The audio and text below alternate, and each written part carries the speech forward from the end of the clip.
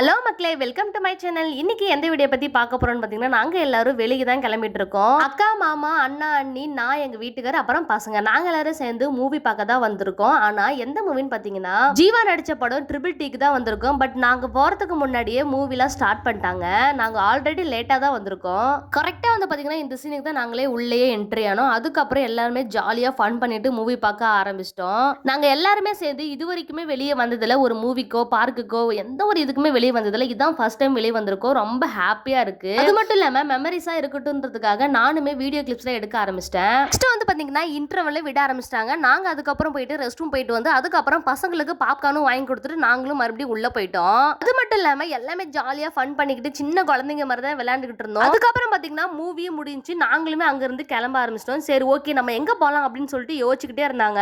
எப்படியும் பாத்தீங்கன்னா நம்ம வீட்டுக்கு போறதே 1 ஹவருக்கு மேலே ஆயிடும். சோ அதனால நம்ம ஏதாச்சும் போயிட்டு சாப்பிட்டு வந்துடலாம் அப்படின்ட்டு நான் கூப்பிட்டேன். எனக்கு மட்டும் இல்லைங்க, பசங்களுக்குமே பசிக்குதுன்னு தான் சொன்னாங்க. சோ அதனால வந்து பாத்தீங்கன்னா ஒரு பேக்கரியில வண்டி நிறுத்திட்டோம். யார் யாருக்கு என்னென்ன வேணும் அப்படின்ற மாதிரி கேட்டாங்க. எனக்கு ஒரு பப்ஸ் மட்டும் போதும் அப்படின்னு சொல்லிட்டேன். அதுக்கப்புறம் எல்லாத்துக்குமே ஒவ்வொரு பப்ஸ் சொல்ல ஆரம்பிச்சிட்டாங்க.